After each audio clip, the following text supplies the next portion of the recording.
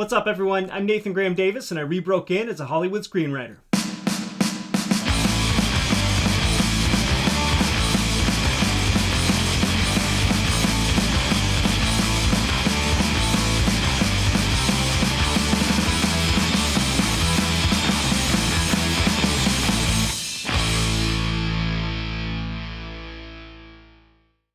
Hey everyone, been looking forward to this one for a while. From September of 2020 to April of 2021, I put out my reentry series every single week, documenting my attempt to re-break in as a Hollywood screenwriter. And around the time that wrapped, I connected with Jeanne Veillette Bowerman, who is the editor-in-chief of Pipeline Artists and a screenwriter herself, about doing a video where she would interview me for a change about everything I had learned over the whole process. And we tried to do that a few times, but we just kept getting busy. Our schedules didn't line up. And we didn't get around to it until just the other day, which is actually kind of a cool thing because so much has happened in the last year that it made for a much better and more interesting conversation than it might have otherwise. So anyway, here we go. We're going to turn the tables, and this time I'm going to interview Nate because I'm fascinated with reinvention and when people recreate themselves, and that there's nothing that you've done that can't be undone. Oh, I'm Jeanne Veillette Bowerman. In case you don't know who the hell I am. Who is this woman talking to Nate? I don't know. I'm the editor-in-chief of Pipeline Artists, and so that's who I am. You can edit whatever you want to do out there. I'm going to have fun with it. Okay, good. So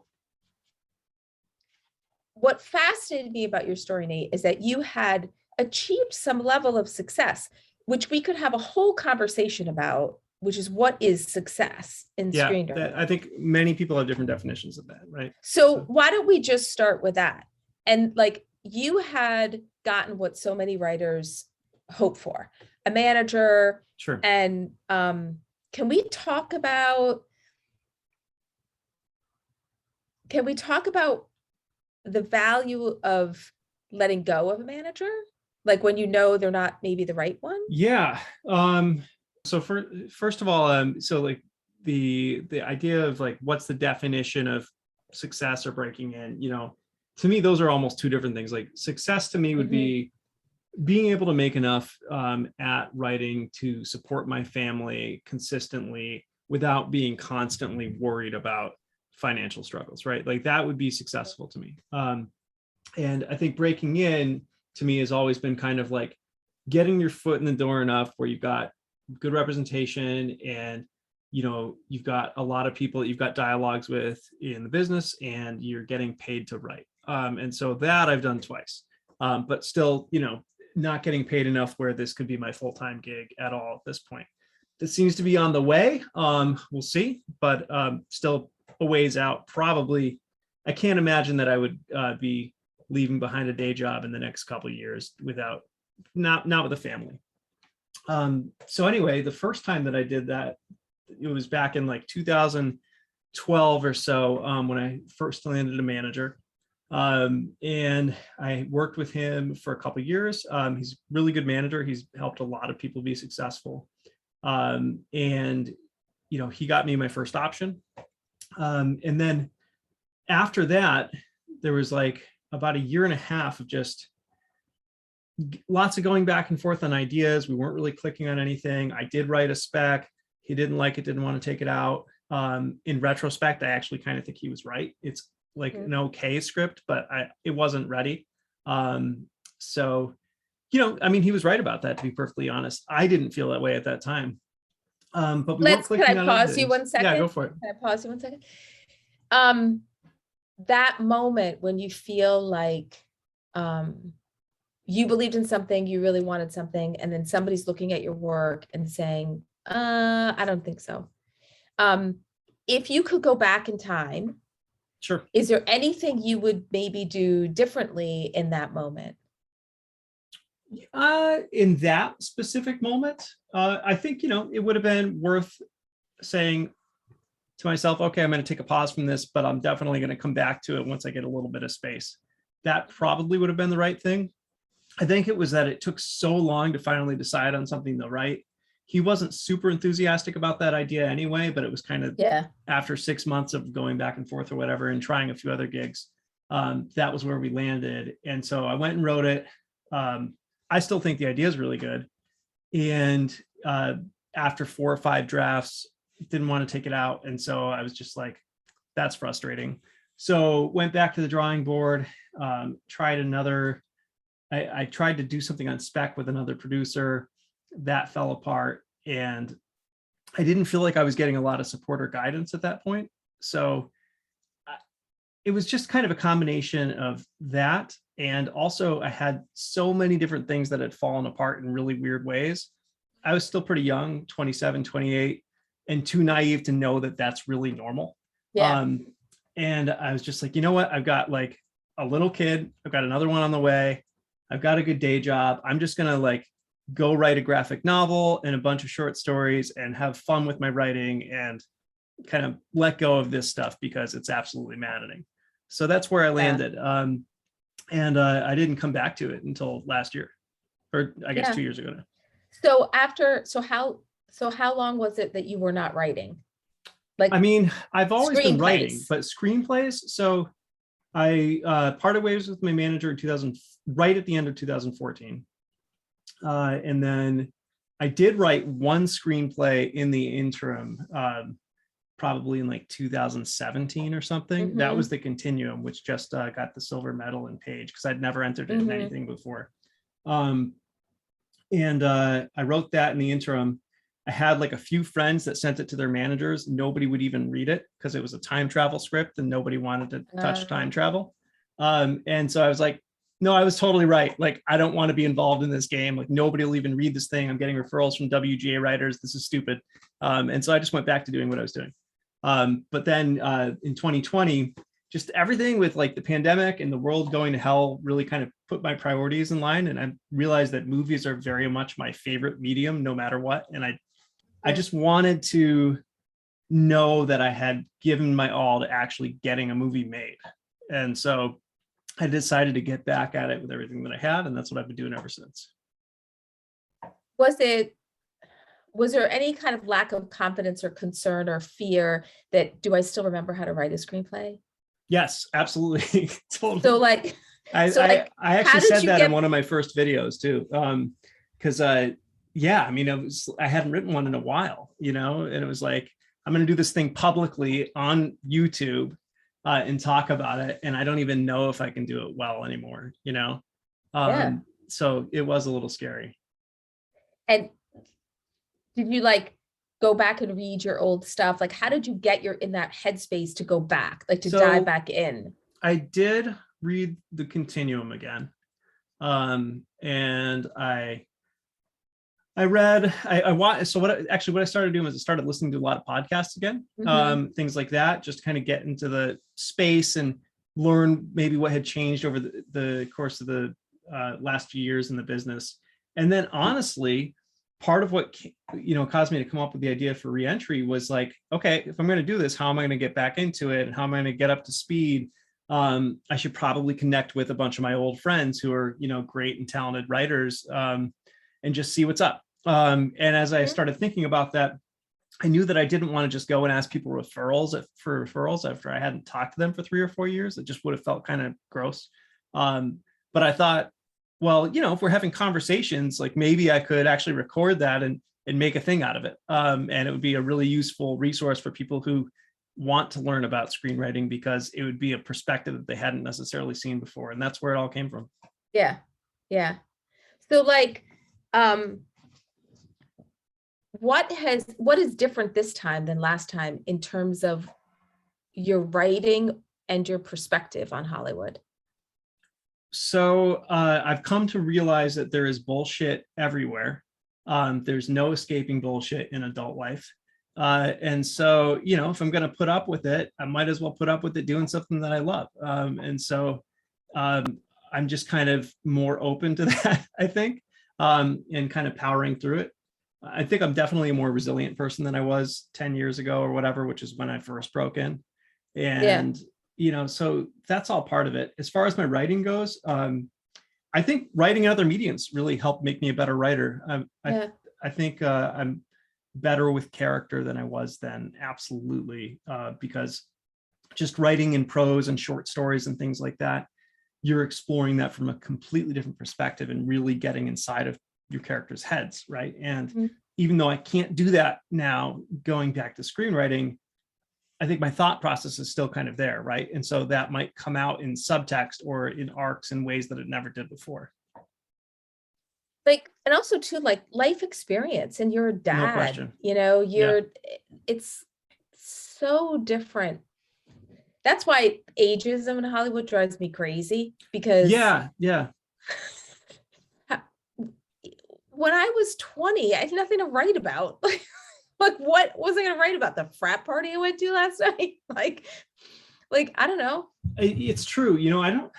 I don't know how much ageism is an issue right now, and I don't know where the line is on that, but I definitely had a lot of people warn me about it when I got back into it. They're like, you're in your late 30s, Nate. People are usually looking for people in their 20s, and they want to find that like hot young kid who's a great writer and champion them, so just be aware of that. I haven't had too much of that issue so far at all. I haven't had any of that issue so far. Late 30s is still young. So yeah, I mean, I feel like it's young. Safe. I don't feel old. But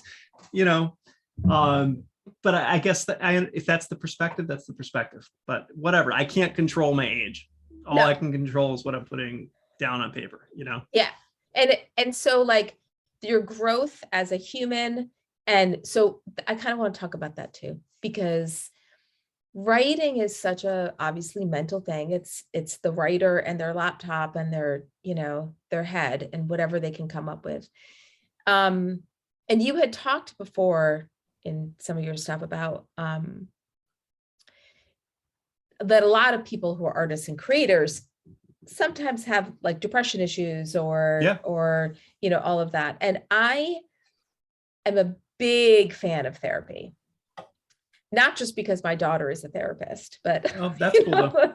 It's really cool. But she will say to me often, Mom, you're not my client. But when I was working at Script Magazine, I used to write very openly about my therapy sessions. And there were times when I was in therapy where I would be like, what would my therapist say to my character? Like, so like, I know that you launched and went into therapy and took that step, which was very healthy. And I applaud you for it. Yeah. For the first time ever last year. Yeah. So how do you think that has helped your writing? Like in terms of your character developments or whatever, like, do you look at your characters differently? Do you put them on the therapy couch? Are you crawling into their head? Are you analyzing them? I don't think so in any different way than I was beforehand. I just think it gave me some important tools to help me be more resilient. And depression is something that I've struggled with, and it's been pretty severe at times. And I've always felt that I could just kind of push through and power through, but it didn't feel like that as much this last time around. And I just finally was like, this is not healthy. It's not the type of person that I want to be. It's not going to be good for me or anybody else in my life. And so I wanted to take care of it, and it made a big difference. Absolutely. That's fantastic. I mean, I think everybody should go to therapy. Yeah. Like, I mean, the world it was totally worthwhile. And I haven't been in a while, but I'm sure it's something that I'll do again, because it felt very healthy to just take that step. Yeah. And I know for me, like it really did change my writing. Like I remember having a conversation with my therapist once about how I learned how to cope with things, like what life lessons as a child, what was my childhood experiences that led to how I handle coping with something today, and that made me think about my characters, like what would X character, like how did they learn their coping skills, or did they, That's cool. It's, good to explore it, and all that. So when you're now, your first experience was, you thought it was all tucked away and like put away and stuff, right? You obviously have support of your family. And now you're before we get on to like the launching of the next experience, I just want to touch on the fact that you love your day job. And yeah, I mean, I have a really good job. Which is like, I know it's not everybody can say that, right? And so I feel grateful for that, and it's kind of strange to be pursuing something else at the same time in a way. But it's always been my passion, you know? Yeah, like I love my day job too. Love it. And so there are times when I'm like sitting down, like, do you ever feel like, okay, I should be working the day job or I should be writing, but I'm working the day job and I'm actually like having a good time here right now.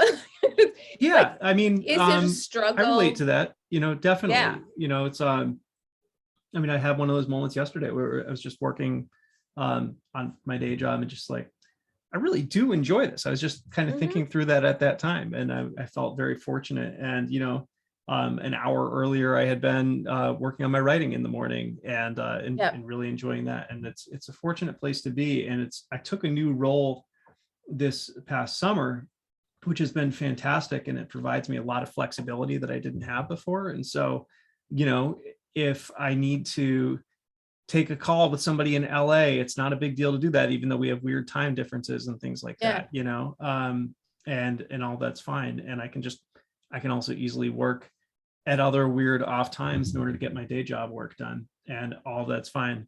Nobody's, you know, monitoring whether I'm punching in at 9 and punching out at 5. I can, you know, work at 7 and then take a coffee break and whatever. So all that's been fantastic. And that flexibility is really, really nice right now because, you know, I've had 3 rewrites that I've had to do to get this script ready for production. And those all have deadlines and everything. And so that flexibility and the ability to say to my boss, hey, do you mind if I take a week off right now? And that's fine, has been awesome. And so, I mean, I don't know, I feel super lucky because it makes me feel like I can manage both for quite a while and do it pretty well. And that's a great space to be in. Yeah, totally. And the fact that you're on the East Coast, like I am, and a lot of people I work with are on the West Coast. So the mornings is quiet. Is that usually when you're writing, like in the morning? Yeah, almost always. Sometimes I'll write in the evening a little bit, but I think, you know, one of the biggest struggles for me the first time around was like trying to manage being like a dad, a decent husband, like actually like being like a partner in that, you know, and not just letting everything fall on my wife's shoulders, managing my day job and managing my writing. And I never felt like I was doing all of that well that first time around. And so I'm trying really hard to do that well now. How are you doing differently? So that's it, right? So it's I really get most of my writing done in the mornings, and then on the weekends, and I try and just leave my evenings for complete family time. And so, you know, whether it's getting chores done or hanging out with the family, it's like, you know, making sure that I'm actually being there with my family. And I wouldn't say I'm 100% perfect, but it's made things way better. And I've been glad to be able to manage it to some degree. Yeah. And I feel like, you know, for me, if I am most productive when I can actually specify every morning from 9 to 10, I'm going to write. And then if you do that, I find that it's like you make an appointment with yourself, like you would anything else. Like we made for this conversation, we made an appointment. So, and if we didn't make an appointment, like we haven't in the last year that we meant to talk about this, it didn't happen. It's the same thing with writing, like make an appointment with yourself and then write. And you can probably get more done in that hour than you would if you, like for me anyway, I can't write at night. I'm exhausted. Like you know. Yeah, I mean, I completely agree. You know, I think you can get so much more done in a concentrated hour where like I just shut off my Wi-Fi and put my phone in airplane mode and don't touch it for an hour. And that hour will be so much more productive than if I sit in front of my computer for a writing session for 3 hours or something, but I'm just kind of allowing myself to be distracted. It's completely different. And so, you know, I mean, honestly, I probably write on an average week 10 to 15 hours a week, which is not that much. And I find that I'm able to get a to be pretty productive in that amount of time. But it's focused, you know? Yep. I think that's the key too. It's like staying focused, like all these, like when you talked about turning off, you know, everything, that's it. The only caveat to that is if whatever you're writing has a research element to it. Yeah, right. And then That's you a have to log drag. back on. So Yeah. but I force myself not to go on like Twitter or anything during that time. Like I will not open it, you know. Because I think that's my writing time. And sometimes what I do is I keep a notepad that says like research this, like so I can keep going. And so I remember I've got it. Yep. Yeah, just move on. Totally. So okay, so now reboot. It's like you got remarried to screenwriting. It is kind of like that. Yeah. And so you get like, okay, so think about it. I think about it like dating. Okay, your first marriage with screenwriting, you probably learned a lot about what you didn't want, you know, and you also learned about what you didn't know, and now you know it. Like you didn't know at that time projects falling down the shitter was totally normal, you know? Yeah, unfortunately, it everybody. It's super normal. So now you're starting with a better knowledge base and mindset and understanding of the industry, but also of yourself. You know, you're older, you're more experienced, whatever. So this time, besides making more focus for your family and being intentional with all of that time with your time, what's different this time? And tell the listener who may not know about your success the second time around and how that success came. First, just do a quick little like Cliff Notes version of that. So then we can talk about like what the successes that I've had over the last year are, or like with the whole life change from hearing that. I know you're not into screenwriting anymore, but right. And then that propelled you into saying, piss off. Yes, I am. All right, sure. Let me see how quickly I can do this. So it's not boring for people. Or maybe we can just refer them to the link. Yeah, or you can just watch that recap. But yeah, so my friend Mike Morin messaged me in like August of 2020 and said, hey, I know you're not in the screenwriting anymore, but can you kind of bounce a logline off of you? And I was like, yeah, sure. But him saying that really started to bother me for the next couple of days. And I realized that screenwriting was still like part of my identity, even though I hadn't written a script in 3 or 4 years. And I had really walked away from it 6 or 7 years ago.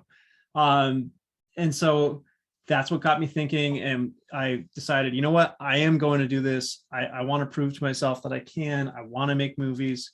And so I'm going to go back with everything that I have. And I came up with this idea to do this YouTube series, interviewing old friends who are screenwriters, professional screenwriters, and getting their opinions and their takes on things as I was going through the process of writing a new spec script. And so I did that. And I did 25 episodes along the way as I was writing and rewriting it. I got notes from people on my script, like live on camera, which was pretty terrifying. And then I did a live read of the script at the end, which was last April. And so that was a really incredible process. I learned so much from it and had a lot of fun doing it. And the funny thing is that I finished the script up, which I actually still think it's my best script yet. And I wasn't able to get any traction on it whatsoever. I started querying on it. I couldn't get anybody to read it. I had said to myself that I wasn't going to ask for referrals on it. I wanted to try and break in kind of cold and show how I might go about doing that. And I had no luck. So I had put that on the blacklist along with my script Aftermath, which was an old script of mine that actually is the script that broke me in the first time. I did a whole new pass on it before I did that. So I updated it. I think I made the character work better. And I put it on the blacklist, and it got an 8, which is what you need in order for things to take advantage of the blacklist's traction and everything. And so that kind of blew up because I posted about it on Twitter. People retweeted it. And long story short, my manager ended up reaching out to me after he downloaded it, and he said, hey, this is really good. I think I know exactly the person to show this to. And so we ended up optioning it, partnered together. I signed with him. A couple months later, we got a shopping agreement done on my script, The Continuum, which is the one that won the silver medal in Page this last fall as well.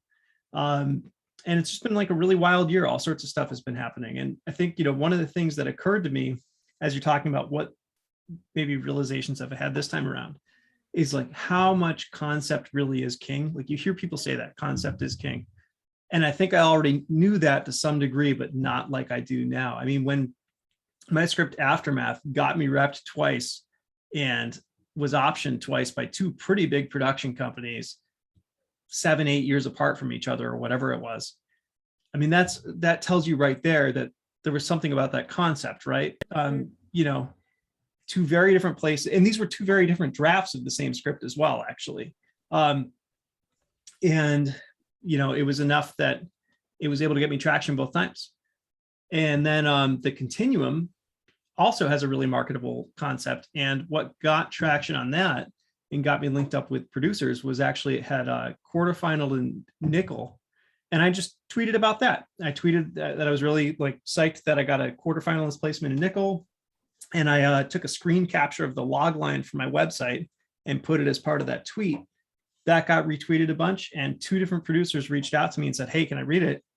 Both pretty legitimate. And one of them said that they wanted to sign on. So now they're shopping it. And again, like it was just putting the log line there, the concept with a little bit of validation, whether it was the Blacklist or the Nickel, was enough to get people to like sit up and pay attention to it, Whereas the script that I wrote for the reentry project was, I think the concept is actually really, really cool, but it's a period piece and it's kind of an expensive period piece, or at least not cheap. Like it would probably cost 15 million to make.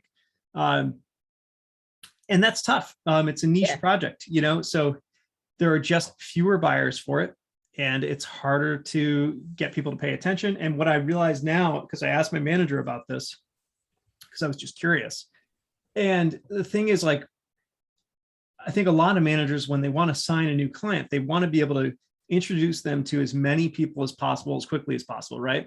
Mm-hmm. And so if you've got a script that only has a few buyers, it doesn't serve that purpose.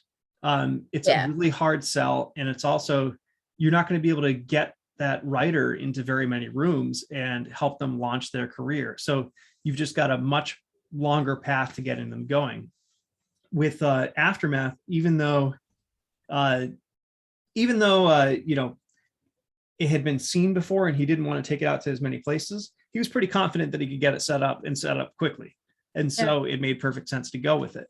And now we're working on a new project where we've been going back and forth, kind of like I did with my last manager, trying to find the right concept. But this time I kind of recognized how important that process is, because this is going to be the script where he's really going to try and introduce me to everybody in the town, right? And we want it to be super high concept. We want it to be really marketable and the type of place that a lot of people are going to want to look at it. Right. Because that's going to be what gets you indoors and gets you meetings. Right. So like when you were deciding on writing the script that you wrote for that whole YouTube series, that you're saying now, period piece, select, audience, niche audience, did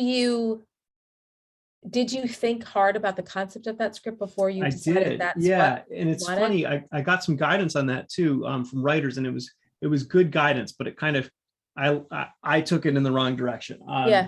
So first I had a conversation with Malcolm Spellman about ideas and stuff, and he asked me to pitch him some, and I did all that on that video, which was kind of awkward because he was hammering me on them.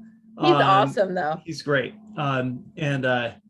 So we talked about those, and he's like, no, you're not passionate about these ideas. You need to find something that you're passionate about, because otherwise it's just not going to work. And it's like, okay, that makes sense. So I went back to the drawing board and I started making lists of my favorite movies over the last 2 years and trying to look for common themes. And that led me to a few ideas that I really did feel passionate about. And then I had another conversation with Jake Thornton and Ben Lustig, and also just amazing writers and really insightful guys. And there was one that we were talking about that they really hit on.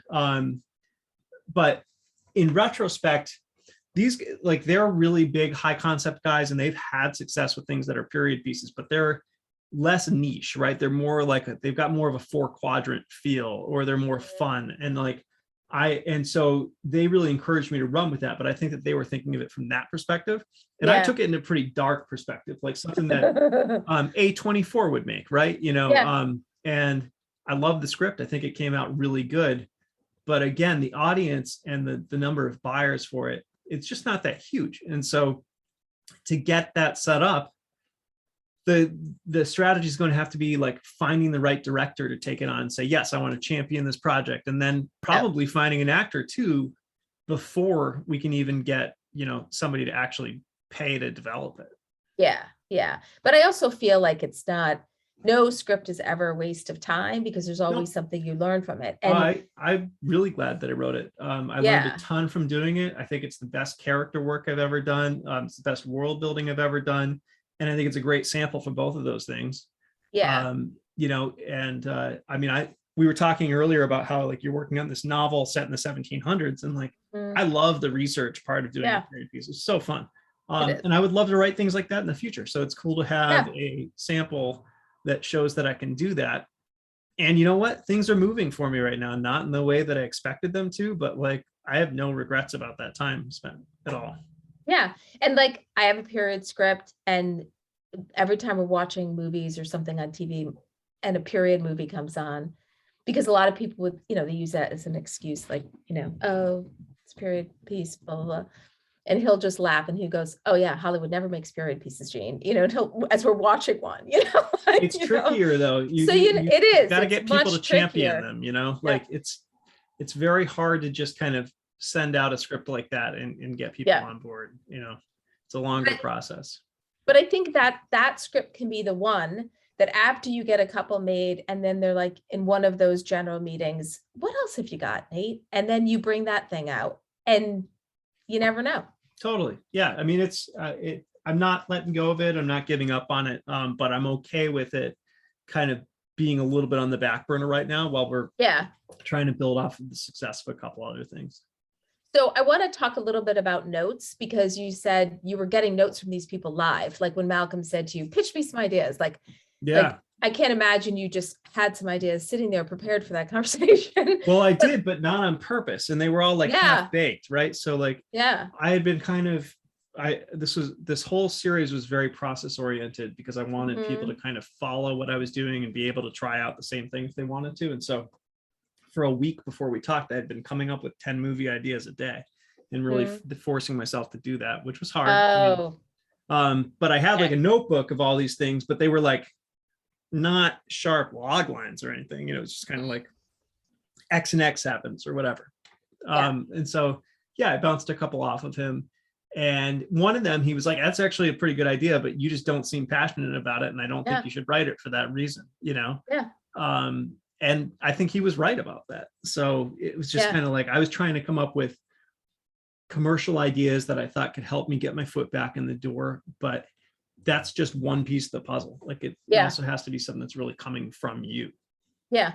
I mean, we talk about this all the time at Pipeline, like what, the concept could be great. The, structure could be great. Like everything can kind of be great, but you can tell when somebody's really passionate when they're writing it, Right. And it also, it's not just about that. Even if you can pull it off writing it without being passionate about it, it's when you have to go do the rewrites and you have to keep going back to it. Like, I wrote a script early on that I just didn't give a shit about, and I wrote it with somebody else and she really cared about it. And we keep going back to do rewrites. And I was just like, I'm done. I'm just done with this. Like, I'm done with this, tough.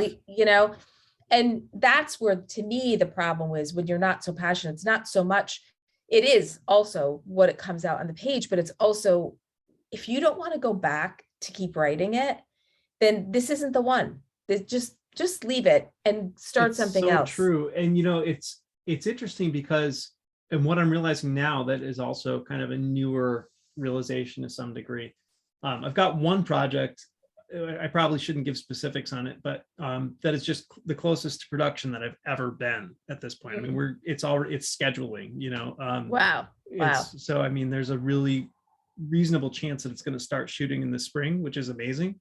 And I've been working a ton on it, it's just like rewrite after rewrite after rewrite.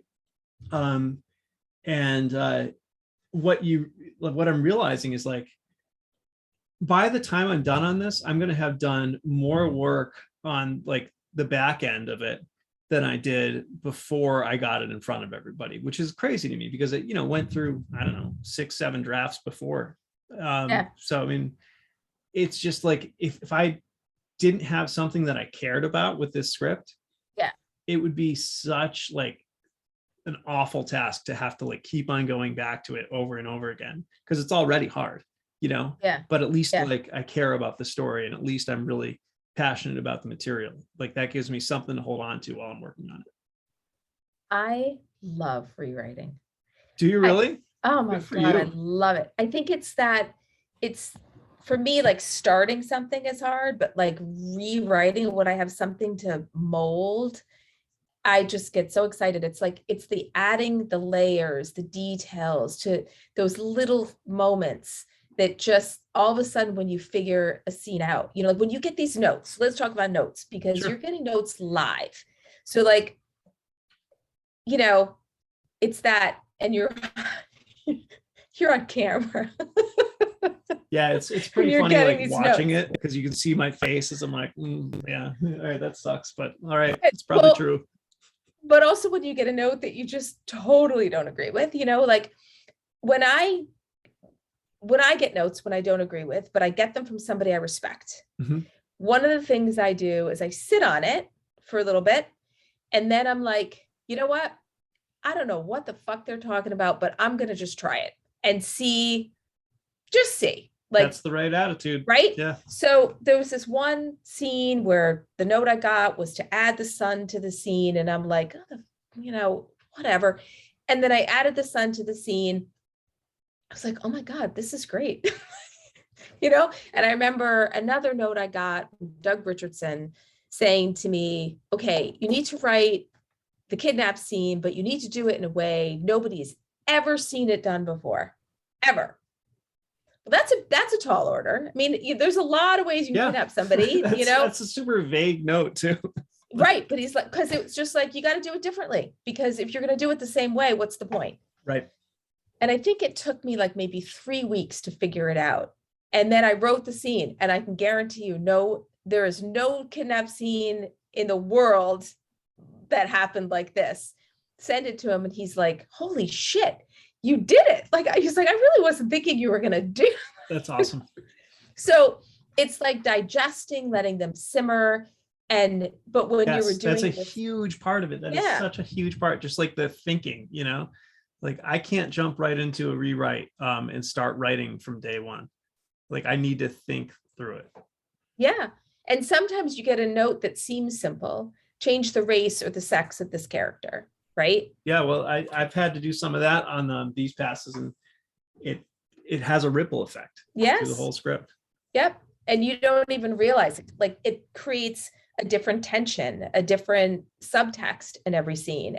Everything changes. Yeah. But you think I had to change the age by like 15 years. And even that was a massive change. You don't think about it, but also too, we're talking about period pieces and in what era a story takes place. Now there's so many things that are different, even just in the last few years, like Zoom is a thing, and texting and all the technology that we have now that changes how things could happen, because now you're like, oh, come on, of course they would know that happened. They would have texted them. Like they, so it makes this whole other challenge to writing a story, because you've got to make it believable. Yeah. I mean, that was advice actually that I got from Bob Sines in the second episode of this that I did, which was, he's saying, I got to go back and watch that one. Yeah. And he was saying, every single year I go through all of my outstanding spec scripts and I update them for technology and pop culture references, so that if I send them to somebody, it feels like I just wrote them. And wow. Like, smart. That makes sense. So I did that with Aftermath and The Continuum. And Aftermath, it was actually kind of a chore. It took me more time than I thought it would, because 8 years or whatever it was, there's a lot of change that happens in that amount of time, and so there was quite a bit of updating that I needed to do to make it work. But I was glad that I had to do that anyway, because I think I'm a better writer than I was then, and it was a better draft as a result. And that's the one that got everything moving in the first place. Right, right. Which is awesome. So like, so we talk about passion, just curious, we're doing a pipeline symposium on Friday night about debating structure versus voice. Okay. And so like, I'm curious, if you're reading a screenplay by like one of your friends, the structure is like perfect, everything's perfect, but the voice is just like not, it does the, you know, maybe not special, unique, different voice, but it's fine, you know. But then you're reading another script that maybe some of the structure isn't quite right, but the voice is just so good. Like, just curious if you have thoughts. I mean, I feel like a bunch of people are going to hate on me saying this, but I'm not big on structure. I'm big on pacing. And like, if something feels like it's moving along, and I want to keep watching or reading it, then the structure is working as far as I'm concerned. If the emotional beats are paying off, and it's satisfying, the structure is working as far as I'm concerned. And I think we fall into these natural 3-act structures because that is a pace that works really, really well.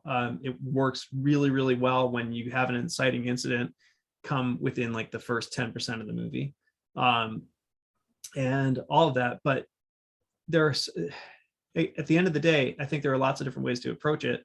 And if the pacing is good and it keeps on moving and you remain intrigued and the characters are great and authentic and dynamic, and you know, they have big obstacles in front of them, it can all like, I think that matters way more than hitting a certain plot point on a certain page or whatever.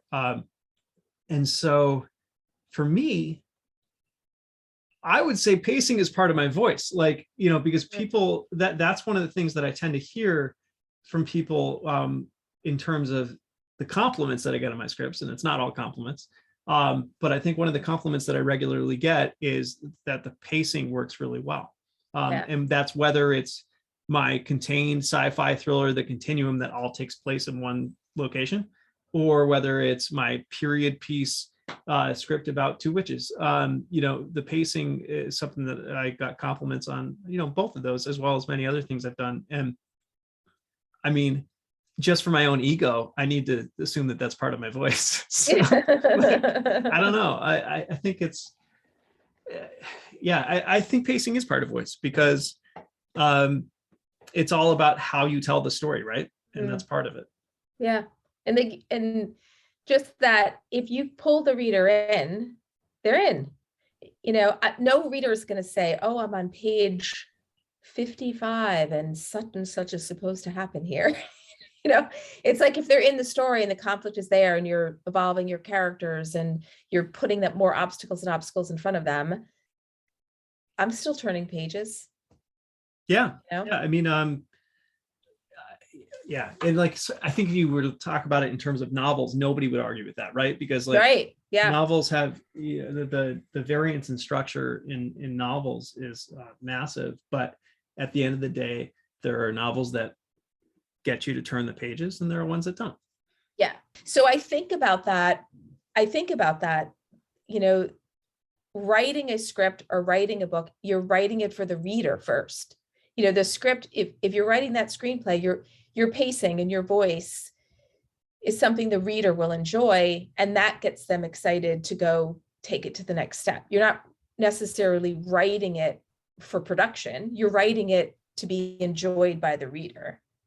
I absolutely think that's true. I mean, when I'm writing a screenplay, I'm absolutely thinking about what the movie's going to look like and feel like, right? But I also want to convey that as well as possible to the reader, and I want to convince the reader to keep reading. And one thing, so just referencing another one of the interviews that I did, and I tried to read a script for everybody that I interviewed before I interviewed them. And so James Simpson, who just writes these excellent, fast-paced, contained thrillers, that's kind of his thing, and he's so good at it.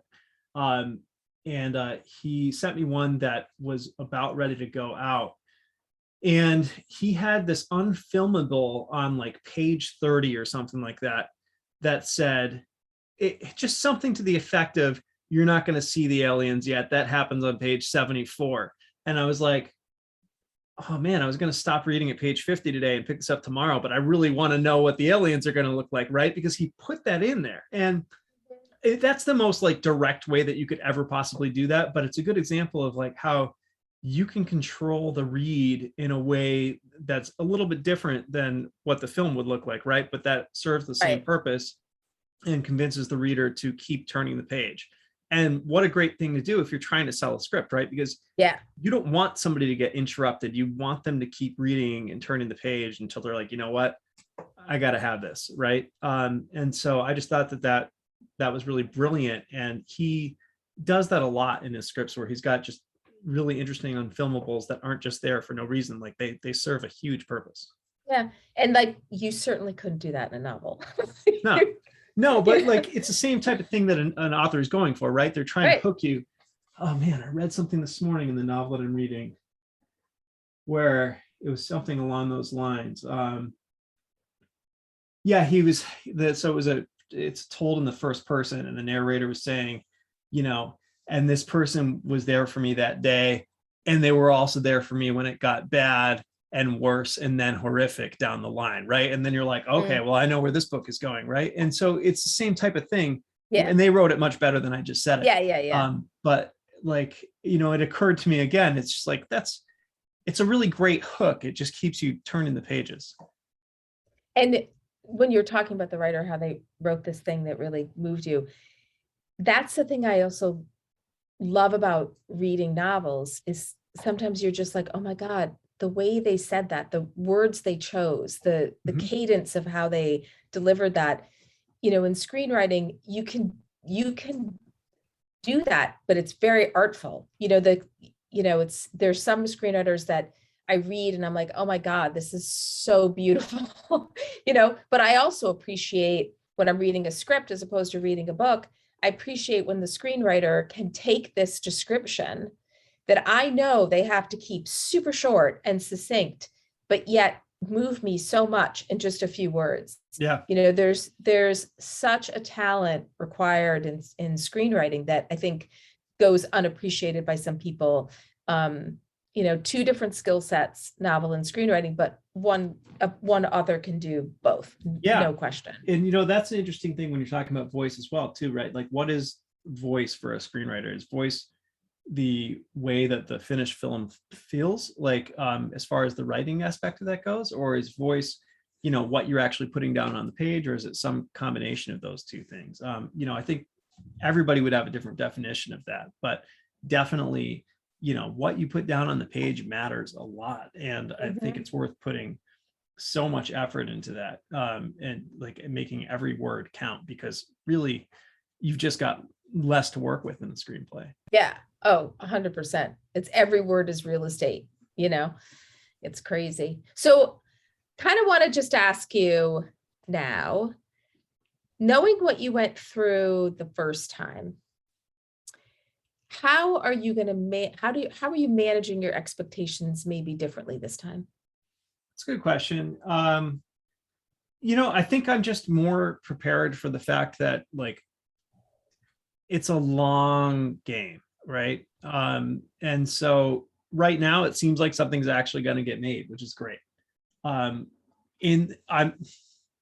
have like friends like ask why I'm not more excited about it. And I think it's because I've kind of learned to temper my expectations. Like, I know that there are things that could happen that are just completely outside my control, that could prevent it from getting made. I might get replaced still as a writer. That's always possible, right? You know, the movie hasn't been made yet. So there are all sorts of things that could go wrong. And at the end of the day, this is one of many projects that I'm going to work on, one of many screenplays that I'm going to write. I'm going to do the best possible job I can and do everything I can to get this made. But it's certainly not going to be the last one that I'm working on. The other thing that I think I learned from talking to so many writers is like every single person has been through this. Like, no professional screenwriter has had like a perfect, easy path. Everyone has had tons of highs and lows, and this absolutely extends to WGA screenwriters at the top of their game. I mean, when I interviewed Malcolm Spellman and Dalen Musson, a year and a half ago or whatever it was, like those guys were already pretty successful, but the year and a half that they've had since then, I mean, like they're now writing Captain America 4. I mean, they're at the top of the game, right? And they have had so many low points along the way. I mean, they were talking about, Malcolm was talking about this 4-year period where he made no income. And like, it's a brutal business. Perseverance is super important. And you just have to kind of keep going for it. And the other thing is that you have to keep on writing original material, which I think is something that I didn't do enough of the first time around. I was constantly chasing different opportunities, and saying, oh, this looks exciting. Oh, this person wants to work with me. That's awesome. I'm going to take them up on that. And as a result, I wrote one spec, probably didn't take it far enough. And I didn't do anything else in that 2-year period because I was chasing so many things that kind of fell apart. And so that's something that I really want to change this time around too, is making sure that I'm continually working on new spec scripts and generating my own material, because that's what creates more opportunities for things to actually work out in the long run, right? Like if you're not creating your own material, at the end of the day, like you're not controlling your career nearly as much as you could be. Yeah. And I think with your life, with your job, with your family, with pursuing writing, the other thing that I know I'm working on is learning to say no. Like when you said you're chasing all these other things, if somebody comes to you, they see you getting some heat now. Somebody comes to you, oh, Nate, I want to write a script with you. I want to do this with you. Or maybe you want to come on and produce my script, or, whatever.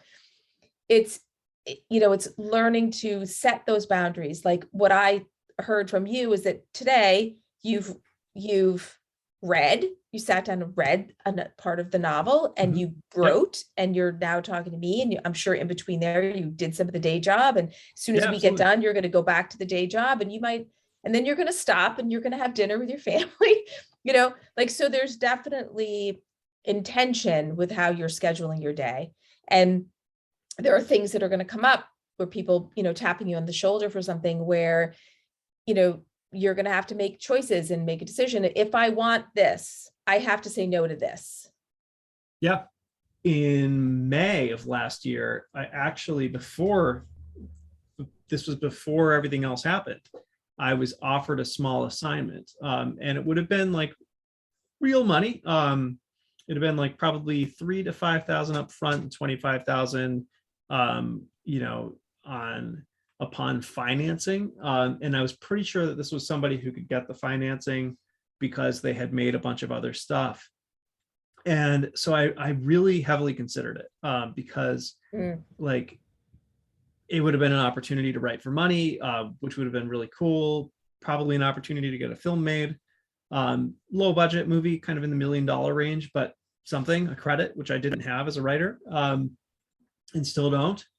And so I was really thinking about it, but honestly, I didn't connect with the concept. And I went back and forth with him a little bit. It was really, friendly discussion, sent him like a treatment for maybe a take that I might have. And honestly, like it didn't come together, and we couldn't find a version that we both liked. So ultimately I just was like, I don't think this is the right one. Let's stay in touch and maybe something will come up down the road. So I ended up turning that down.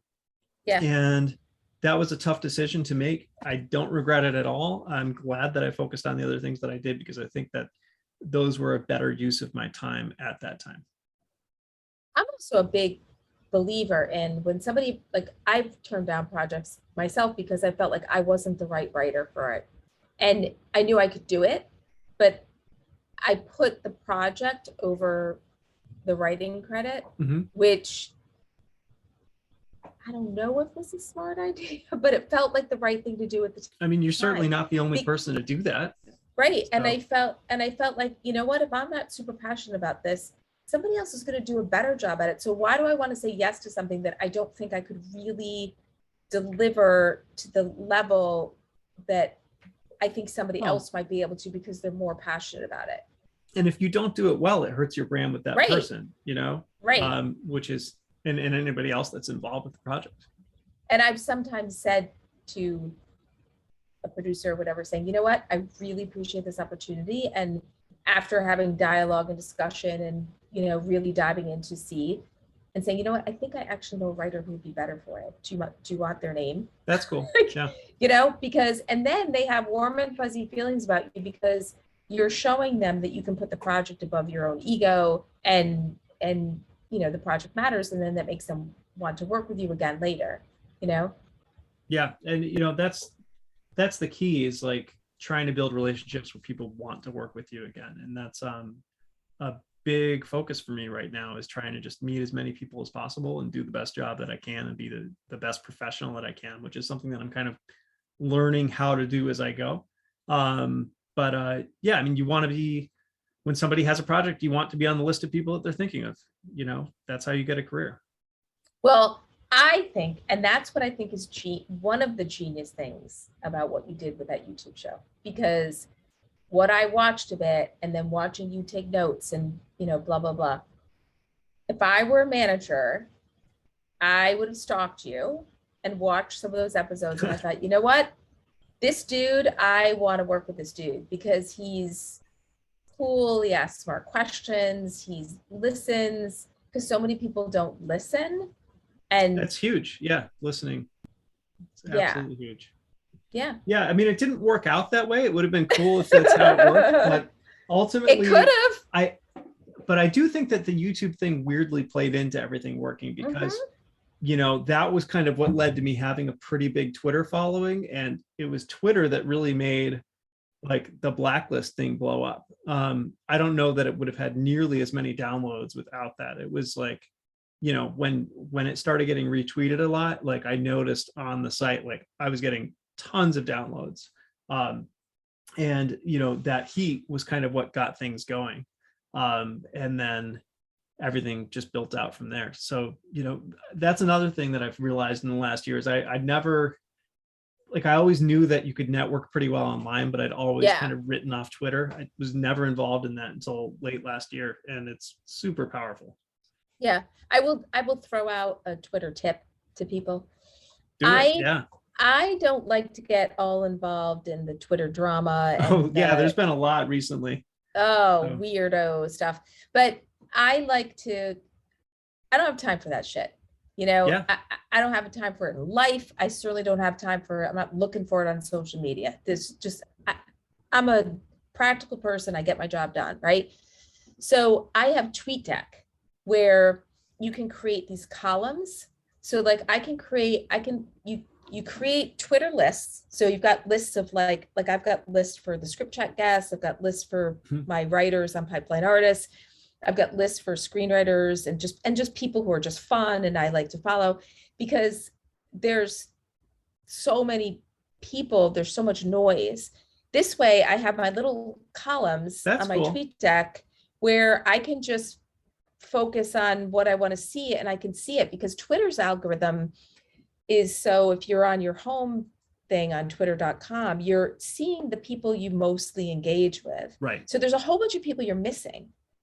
And I don't want to, you know, I don't mind missing people. There's a part of that that's good, because if you just do that, you're only going to see a little filtered amount and then you can get back to your life. But if you want to keep up with what's going on in the industry, like I have a column for industry news and like, you know, all that kind of stuff, and publishing as well as screenwriting, and TweetDeck is really helpful for that. So that's Twitter. Very cool. Twitter That's tip. A good tip. Yeah, I've never used that before. I'll check that out. So one last, maybe, are there any other lessons that you learned that you might be helpful to somebody out there thinking, who either stepped away for a while or who is like, I am never going to break in, you know, ready to quit? So, I mean, I think it's a couple things, kind of a lot of what we already talked about, but it's, first of all, like just thinking of it as a long game is everything. I mean, the first time that I broke in, I'd already been writing for 7 or 8 years, right? So that was a long time all by itself.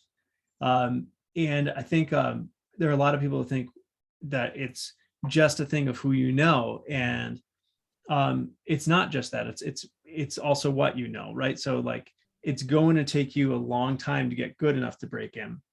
And if it's going to take you that long, then you've got all that time to meet people as well, right? So that as you're building your skill and your craft, you can build your network. And if you do both of those things in tandem, you're going to have a lot ready to go by the time that your skill is where it should be, and you're ready to actually break in. So that's part of it. It's just to kind of think of it as a long game and constantly be working on both of those things. And then the other is just like, I feel like I already knew this, but just not well enough. Like concept really is king. Like concept is going to be what gets your foot in the door. The quality of your writing is going to be what keeps you there, right? Like if your concept is great, but your script isn't, you will get fired if your script is lucky enough to sell. They'll hire another writer and bring them in, and that'll be that for that one. But you're not even going to get to that point unless your concept is marketable enough to catch people's eye, right? And so you see a lot of people who are like, I got a blacklist 8, I was a nickel finalist or whatever, and nobody has even read my script. Nobody will request it. I can't get any hits on queries or whatever. And I think a lot of the time it's because even though the script might be amazing, you can't even get somebody to open it because they don't think the concept is something that they can sell, or at least they think it's going to be too much of an uphill battle that it's not even worth the investment of time to read it. So that's like really disheartening when you pour all this time into becoming a better writer and into creating a great script. And if you just start out like putting the time into the concept up front, you can avoid a lot of that, right? And you'll be way more likely to get read. And if you've got a great script, then you'll get it seen, and that can get some traction going for you. So, I mean, concept is huge. And if it takes you 2 months to find one, spend 2 months on it before you start writing. Oh yeah, because those 2 months will save you 2 years. Yeah, and a lot of frustration. I mean, it really like it sucks to know that you have something good and be completely unable to get it read. Actually, I'm going to give one more anecdote. Okay, good, go. So on top of like things hitting with Aftermath, that script that has now been, broken me in twice. And on top of just a single tweet for a nickel quarterfinalist script getting producers attached, I went back and forth with my manager trying to find the right next spec script to write. And it took weeks to get there. And there were a couple that I really liked and I still think are pretty good, but we just didn't quite line up on them.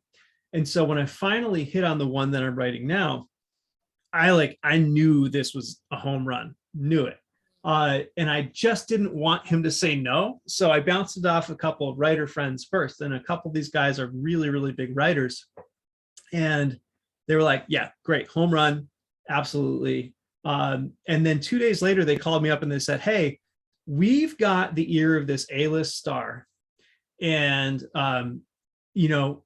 we're kind of lined up ready to do something, but we're not hitting on the right concept. They want something bigger than what we have right now. We think this would be perfect. And what we'd like to do, if you're cool with it, is pitch this idea and we'd bring you in as a co-writer. So, you'd be 1/3 full co-writer. And if it works, then we've got an A-list star on and it's a WGA deal. And so that was an easy yes for me because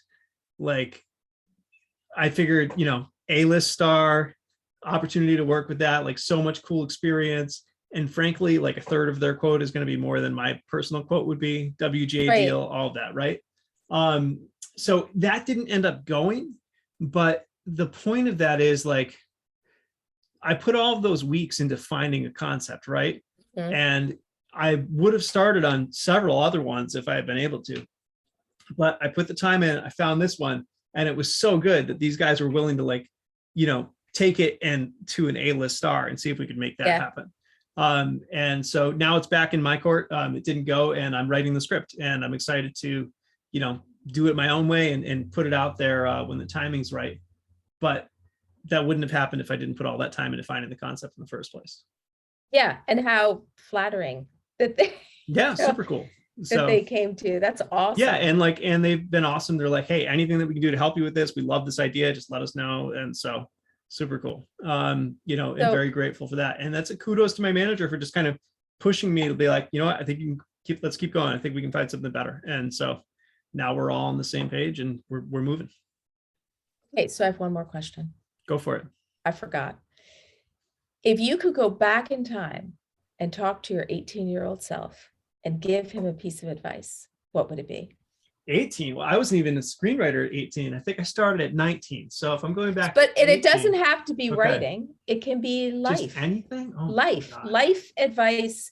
Because you think you know it all at 18, but now you're in your late 30s. You certainly know a hell of a lot more, and you now know you didn't know anything at 18. So what would you want that young 18-year-old Spitfire Nate Davis? I've always had a problem with patience, and I'm better at it, in my late 30s than I was when I was 18. And I think that has served me well, getting better at it. So that's probably it. It's always been good that I've just been willing to go out there and try something. And that's very much defined who I am in a lot of ways. But I think I've given up on things too early. Like I dropped out of college because I was like, you know what, I want to be a filmmaker. And so I had already gotten like 2.5 years out of 4 done. And I was like, oh, this is stupid. Like, why am I going to, get more debt? Like, I'm just going to drop out and I'm going to go be a filmmaker. And then it was like 5 more years before I even got my foot in the door, and certainly didn't have a career going. And so I started this whole other career on the side, which has worked out really well for me. But that was a long journey too. And I think I've done a lot of that. Like, and it's the same type of thing. The first time I broke in, I wish I had known to stick it out and just kind of like be like, okay, it's all right if it takes a really long time. Like I can take my foot off the gas a little bit, but keep going. And that probably would have served me better. Many friends that broke in around the same time have real careers now, because they kept going. And so I've learned that at this point. But yeah, patience is a good thing. Whether 18-year-old self would have listened to that, I think that's super unlikely. Yeah, I'm with you. I wouldn't have listened. I wouldn't have listened to anything I had to say. Yeah, well, thank you for taking the time to do this and letting me turn the tables on you, because it's really fun. Thanks so much, Jeannie. Super appreciative of your time. That was awesome. Everybody, please follow Jeannie on Twitter as well as Pipeline Artists, and check out the Pipeline Artists website. There's lots of cool content there for writers and artists, including an article from yours truly. That's it for the next few weeks, and then I will be back with another mini series that I'm super excited about. Can't wait to get into that one. So make sure to subscribe so that you don't miss it, and I'll see you then. Thanks so much, everybody. Smash cut to black.